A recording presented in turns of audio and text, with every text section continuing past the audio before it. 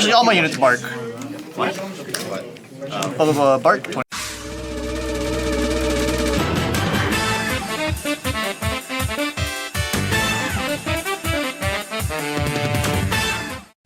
Hey everyone, this is Kermit. I bring you another standard match. Today I have myself on the right, going to be playing MMe-Glam. I think for the first time on this channel. I've actually been messing around with this deck like off and on again since set 2. And recently in the latest set we did get a bunch or a couple of good cards of support that are just like really solid for the deck. So I definitely wanted to try out how it does. And of course I am actually going to be going up against Matt from Bok to Bok Gaming. Been a while since we'd have had either of them on the channel, but of course he's just going to be playing Rezael, you know, kind of top 2 deck of the meta currently.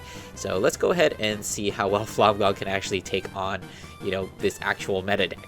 Anyways, I do have myself going first, which is kind of just advantageous. You know, MMe-Glam is actually a very defensive deck, or I said that incorrectly. It's a very offensive deck, but it can also be very tanky at the same time, which is why I think like it's an overall solid deck, but it just doesn't have what it takes right now, as we'll be seeing in this match.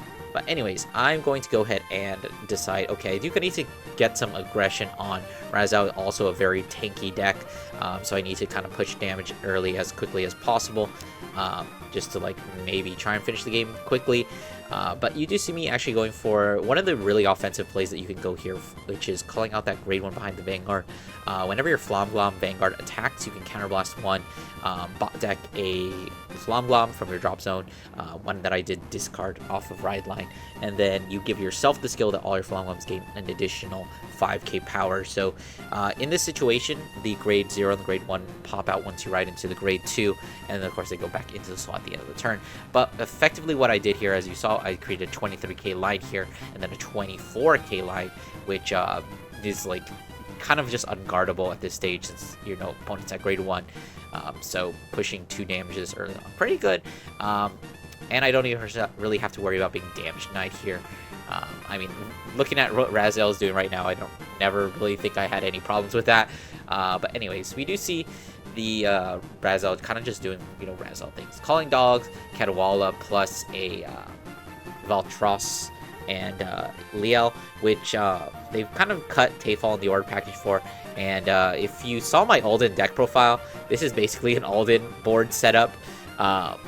But, also another thing, I still do think Valtrossa is much better of a card than Tayfault ever was, which obviously has been validated by the fact that they're no longer playing order package. Anyways, we do get a defensive off the Vanguard swing, so I'm going to go ahead and opt to just guard that. I do foresee this game going on for a fairly long time, so I'm thinking, okay, I gotta kind of tempo out myself. And, I managed to keep myself in heal range, so whoopee! I don't know. Anyways, but of course, going into this next turn, I am going to try and have to push a lot of damage here. We do see a Biscotti being added. Just like kind of one of the biggest strengths of Rezael in this, with its new form, is kind of exactly what it's been before. You kind of just convert your board advantage into hand advantage, and the fact that sometimes you just get some of those bodies for free, just like makes it just like inherent pluses, which makes the deck very tanky. Anyways, running to grade 3 using skill of grade 2, we do get to draw 2 cards, and then we do have to put one in the bottom. I believe I actually put a heal trigger back, which is always very cool to do. But anyways, I do have to think about how I want to, set up my board here. Going to be using 2 skills here, the skill of the grade 1 Eshima, as well as the Vanguard Regina, Soul Blasting 1 and E-Being 4, in order to call 2 MMe-Glams. Just going to be calling out your typical front row, the grade 1 and the grade 2 over there. So basically I do have everything already set up. I've got the 1 CB, but honestly, in playing this deck, I've realized that the new cards really do add a lot of options. Like, before, when you would play the deck, it's like, okay, call your grade 1, call your grade 0, go battle phase, swing. But there's a lot of little intricacies that I don't think I've completely mastered yet. Anyways, calling out the new grade 2 does have an insane kind of first effect, but of course I only have 1 CB here, so I'm not going to be able to use it. Instead, I'm just going to use it for its other effect, energy blasting the last 2, in order to actually just set the base power of all my MMe-Glams to just 20 or not 20 to 13k. So all these are just at 13k base. Swinging the Regina, gonna be hit with a no guard because it is 21, a little bit awkward 2 guard there. But we do get a crit and a heal, so I'm gonna heal down to 1, push Rezael to 4. So things are really looking pretty good for me here. Here is where one of my like questionable plays are. I don't know if this is what, it's not like it's questionable, it's understandable, but I don't know if this is the correct play. So I'm actually gonna swing with the grade 1 here first for 23, just so that I can countercharge, and being able to countercharge there is going to allow me to you know, bot deck that grade 1 that I just, you know, retired, and then draw a card and add 5,000 power to my last 2 attacks, making this blue Berlou, whatever she is. I'm sorry, I don't speak French, and their names are like all French here. Just gonna make her a 28 column with the extra 10k from the 5 damage that is on board. Me guarding with a 2 to pass there. We do actually see the grade 1 here as we swing with the 36. That's one of the new additions that I added. I am liking it pretty good. I think it's doing pretty alright. I don't know if you realized it, but I did actually use the grade 2 skill to retire itself, and then you actually use that skill from the drop zone, as I'm going to be using here. You basically banish it from the drop zone whenever Flom-Glam is retired by a card ability. By any card ability, by the way, whether you're using their effects that retire themselves, or if your opponent actually tries to retire them when you have them on board, you can actually use both of those effects. So realistically, there's 3 ways you can use it. You use it with the grade 1 when you retire to countercharge. You use it with the grade 2 when you retire to retire. Or you can even use it with the new grade 2 when you retire it for its own skill, as you saw me do there. Of course, the one issue that I do kind of have with Vanguard is you see I have 0 energy, and you kind of do need a little bit of energy to do things a lot of the times, considering one of your cards is EV4. So energy charging 2 is not always the greatest.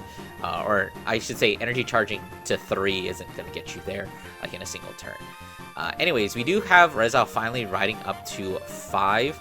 Riding up to grade 3. My bad, I meant to say he's at 5 damage already, which is, you know, on its face is not like the worst thing, because you do have the divine skill, which you are actually going to see shotgun here.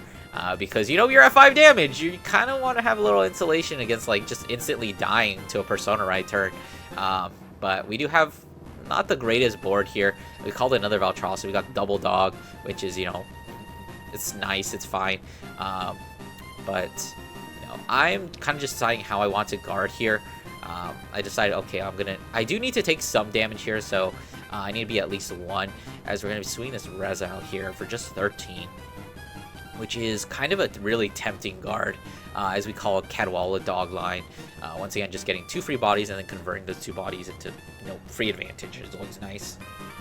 Combining with grade 2, bot decking something to give it another 10k to make it a 2 to pass. We see 3 blanks off that drive check. We do see the Arrow Sage and the PG, and of course the Vita that, you know, they do need. Swinging the Gab Wellis here. I believe we made a little bit of a mistake in our apologies. Like, these cards are new. We're going to try and use the Gab Wellis' skill here, but you actually cannot do that because it does need to be placed by Rezael's effect. You can't just call it from hand. You can call it from hand and Soul Blast 1 to check top. But you cannot actually get a drive check unless you did call it off of Rezael, which you didn't really have one set up. I'm going to go ahead and just take this one. Another kind of just advantage in the matchup is I don't really keep a full board, making it kind of hard for, you know, me to deny those Sao Gowns. But, you know, that's not really like a huge issue. But I'm just going to go ahead and take these 2 attacks, because if you really want to push really hard with Flom-Glam, you do need at least 2 CB. One for, I believe her name is like Lycoris or something, that grade 1 behind the Vanguard. And then, of course, you do always need 1 CB in order to go into Regina. Use her skill to go into the grade 0. Enter charging the 3 here. Another slight issue with the grade 2 that we're going to be seeing here as I Persona Ride. Another positive Flom-Glam is you really do find your Persona Rides very easily in this deck because there's like a lot of searchability, and you can actually search your grade 3 off one of the cards. But what I'm thinking here is how I want to use my 2 CB. And like I was saying, that grade 2 is a very good and solid card, but the problem with it is that it does use Counter Blast, which is a resource that is really at a premium in this deck. Just because you do have...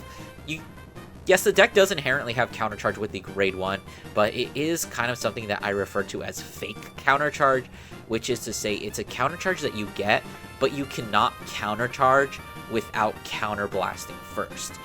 Because the grade 1 only works when you are when you're on the grade 0. And the only way to get into the grade 0 is to counterblast. So you're not so much counter-charging as you are kind of just refunding, which is honestly just never as good here. As you see, I'm going to be calling the grade 2, but another small thing with this deck is you do need to consider sequencing a lot. You need to consider what you're going to be placing and when. You have to consider board space. There's actually like a lot of nuances to this deck. I'm going to go ahead and use the skill here and use my 1 CB, which is, you know, great. I just added a PG there. So that grade 2 lets you on-play CB1. You check cards from the top of the deck equal to the number of Flom-Gloms you have. So of course that being 4, and then you just gotta add 1 card. Just like it doesn't matter what it is. You just add any card, which is really cool, and you don't even have to show your opponent, which is also very cool. Gonna be calling out the grade 1 there after using the skill to retire itself, and then set everyone to 13k. So we've got a 26k column there under the person running is 36. So this is the turn where all of my numbers are gonna be super fat, and Rezael does have a very big hand there, so I don't really think we're gonna kill this turn. But you know, there is kind of the threat. You know, he has to guard every single one of these attacks or bet on a 6 damage heal, which, you know, is possible. It's Rezael, but still, all these attacks are gonna be swinging for very big here, and you know, you have to guard every single one of them. So even though you have a very fat hand, you do have to, you know, use up a lot of the hand if you actually want to have a next turn. So once again, you see me considering, do I want to just swing and maybe get some triggers, or do I want to swing with this other column, and then maybe not be able to stack triggers on it, but also be able to use a light risk again. I honestly don't know if this is the correct play. I was just doing this all game, kind of just to test it out. Not sure if it's the correct play. You see me going for that grade 1 again, pumping everything out. Vanguard's already at 21,000 just because, you know, with the 5 cards in the opponent's damage zone, and then the 3 of mine, another 60k power. Guard with OT there for 2 to pass. Unfortunately, not going to be hitting my OT, but it doesn't matter because I'm going to be swinging this other attack, which is 46 with all the power-ups that we did get. Yeah, because we got an extra 5k to both those units, so that's basically another 10k. Calling out yet another perfect guard. So we weren't able to push much damage, but we did get like 2 perfect guards, which is, you know, all on good day's work. I was also considering here using the grade 2. Do I really want to retire the Gabuelis and kind of just like give that to him? Like he doesn't need that in the drop zone. He can call off Rezael. So I'm like, oh, whatever, fuck it. And as you see, it does actually end up coming up because we're gonna go ahead and ride into Vita. We actually do have to call it the Maple, and then we are actually gonna commit the Topaz because it looks like, despite like our huge hand, we are kind of running low on, you know, rear guards to actually call here.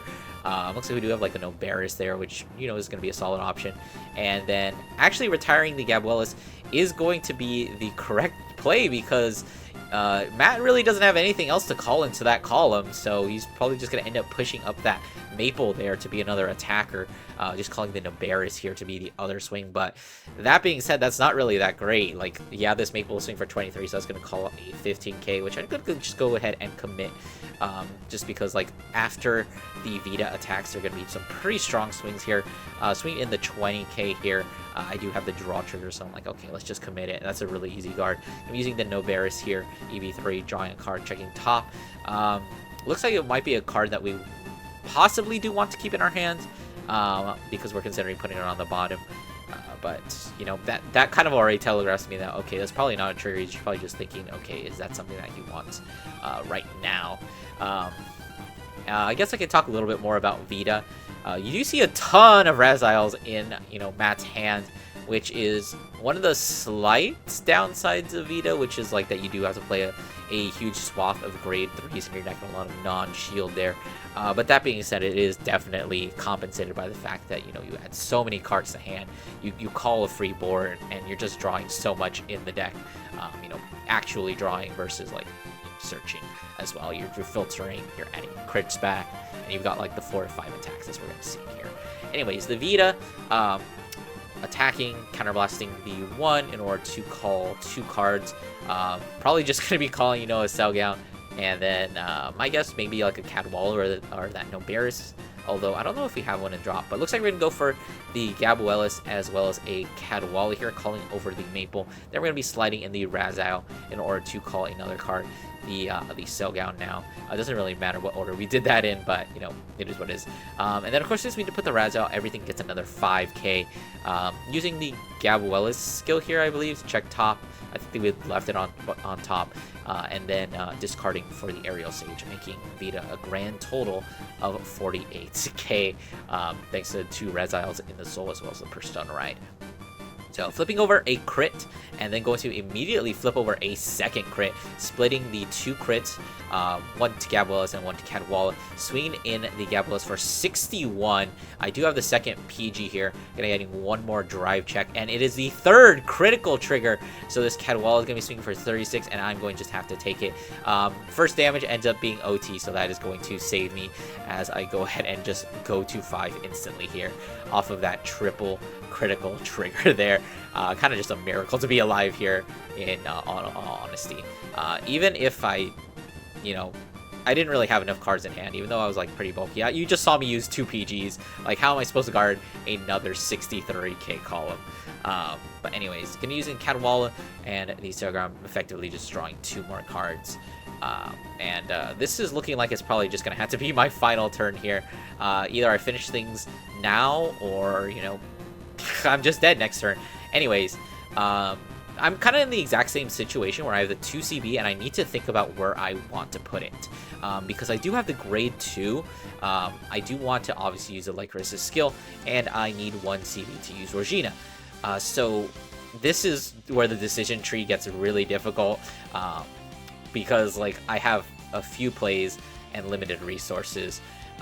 Here's my line of thinking.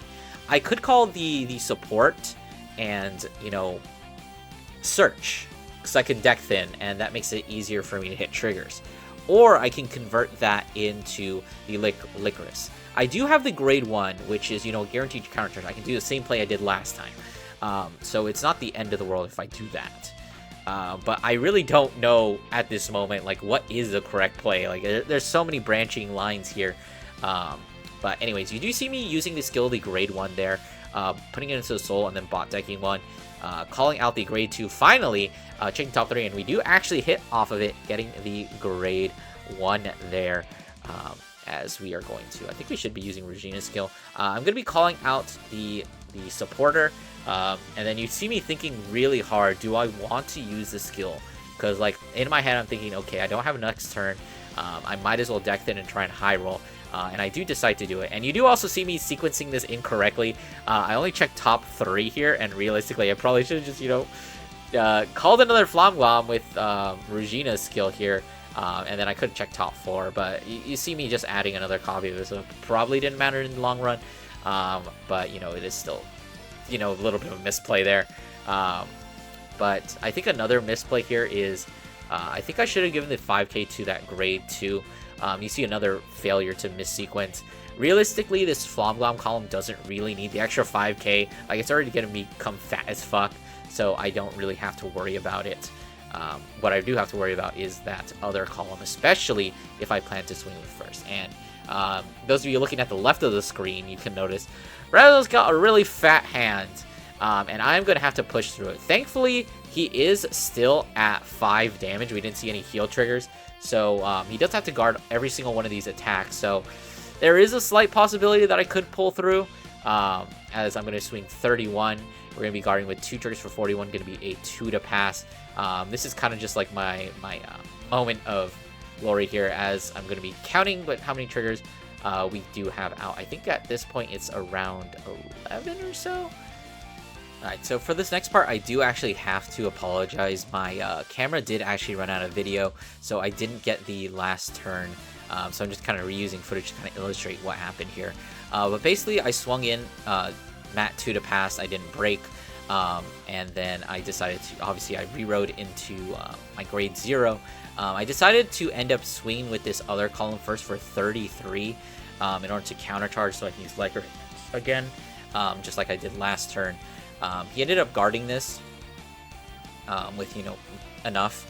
So I countercharged, and then I went for this exact play, swinging in the Vanguard for 48.